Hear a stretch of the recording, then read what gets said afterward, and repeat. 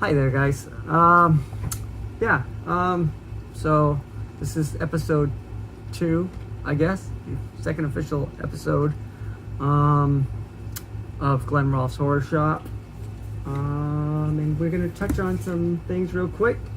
New releases, you've got Stephen Graham Jones' The Only Good Indians, which I have a Kindle copy of and haven't got a chance to read yet. I might pick up a paperback copy, so it's a little easier for me to read those nowadays.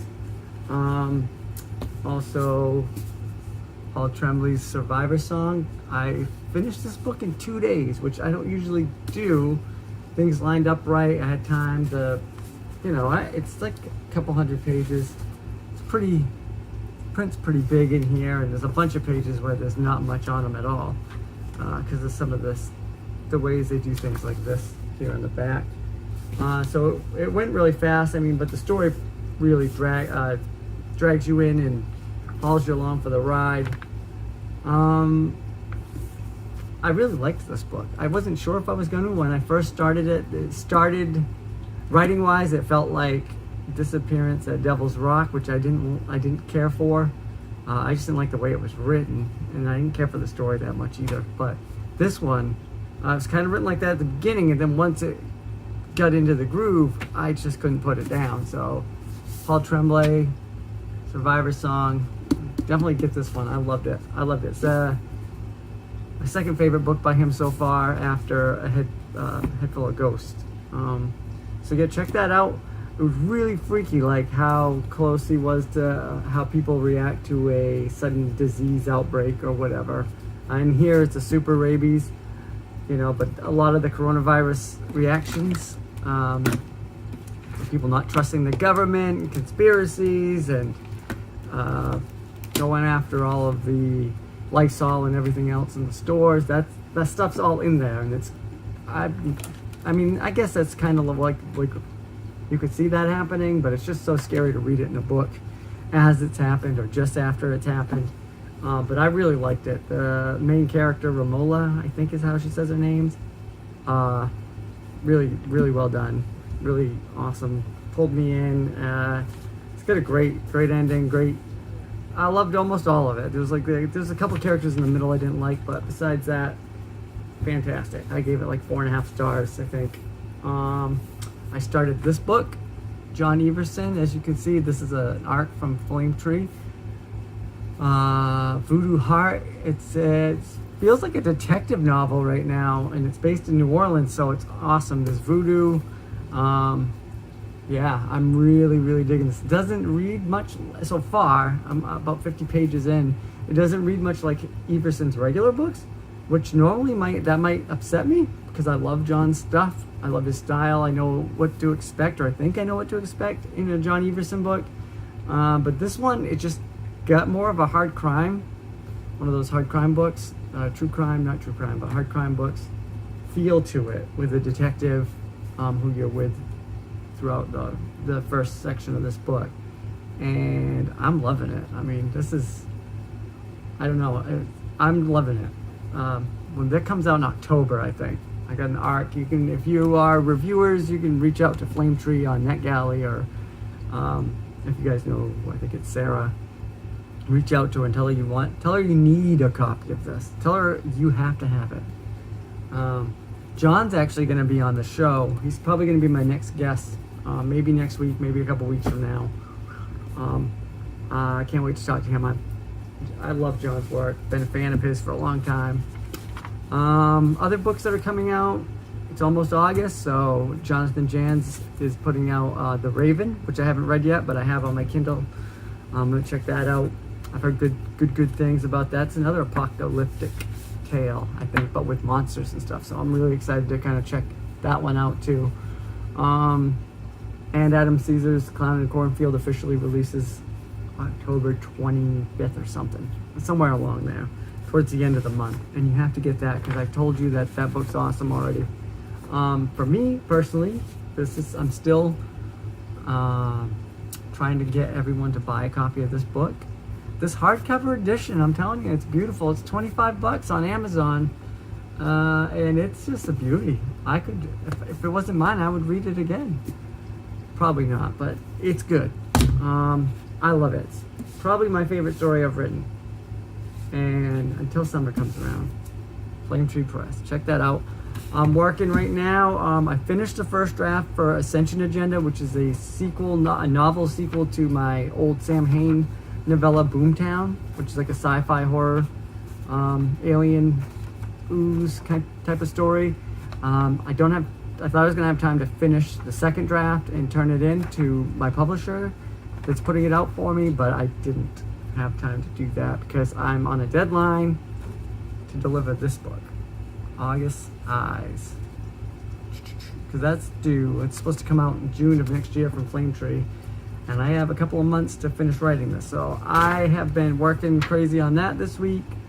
Loving where it's going. Like I said, I outlined that one. So I think that's it for news. Did the review. I can cut this out. I was gonna sing a song for you guys, but I still haven't fixed any of my guitars to do that. Let me think about some frequently asked questions. Oh, actually, I know some more news. Scares That Care couldn't happen this year, which is unfortunate, but obviously with the coronavirus, they were supposed to have 2 this year. For the first time, they were in Wisconsin, and then the regular one in Virginia, Williamsburg. I've got my Scares That Care shirt on. You can see it. This is from 2016. I got this for running the 5K, which I would have done this year too if I was supposed to go, but got canceled. We're doing Brian Keane and Joe Ripple are putting on the virtual Scares That Care this Saturday. You can go to briankeane.com. If you follow Brian on Twitter, check him out there. He's got all the info.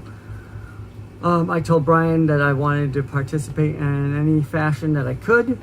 So I am actually, this is pretty cool. I get to moderate the Jaws 45 Years panel. I'm a huge fan of Jaws, but not anywhere close to the madness loving level of love that guys like Jonathan Janz, Adam Cesare, Victor LeValle, Matt Serafini, someone else has joined us. Sorry about that. I'll look that up and try to put that in here. But I'm going to be moderating that panel this week, and I'm very excited. I went and saw Jaws with my kids. I took my kids to see it last month, June. We saw it at the drive-thru. Me and my wife went and saw it at the 40th anniversary when it played at one of the Regal theaters near us. So I got to see it on the big screen for once, for the first time in a movie theater. And then seeing it at the drive-in was really cool too. And my kids love it. They've seen it a bunch of times, so it was really exciting. And they still get scared when the head pops out of the boat there. They love that part when Matt Hooper's down there and the head is looking through this light and the head just claws in the faces there and screams, and my kids scream every time that happens too. Even though they know it's coming, they still freak out. So I'll be taking part. That's going to be my part in it. The event, virtual convention, is going on all day. You can check briankeane.com, like I said, to find out the time slots. There's going to be people doing readings. There's going to be more panels. My panel is at 10 a.m. Saturday. So come check that out if you like Jaws. Come listen to these guys. I'm telling you, I listened to Jonathan Janz just did a podcast, which I'm going to check out this week. But I've heard Jonathan Janz and John Bodden, actually. I think Jeff Prettyman. I've heard these guys get together and start talking about this movie and what they see, the symbolism in the movie, the small little colors in the movie that they see that symbolize something. Stuff that I'd never seen. I've seen it a million times and I've never looked that deep into it. But these guys look that deep and they keep going and they keep finding more stuff. So this should be a pretty fascinating discussion with these guys. So check that out. Scares That Care, virtual Scares That Care. That's this Saturday. I'm sure there's going to be a donation button. They're donating to 3 families like they normally do. It's a great cause. There's a lot of awesome authors taking part. Like I said, briankeene.com if you want to see that. Maybe I'll copy the schedule and put it up on my website too. So yeah, I mean, pick up Paul Tremblay's Survivor Song, pick up the new Stephen Graham Jones book, and pick up my book if you want. I don't mind. And yeah, so yeah, next week we'll have John Everson, and maybe I'll play a tune or something for you. John's a big music fan. I know he likes Kesha, so we'll probably talk about Kesha and beer and horror books and love making and horror stories. I have to get him on that because he's always got that in there.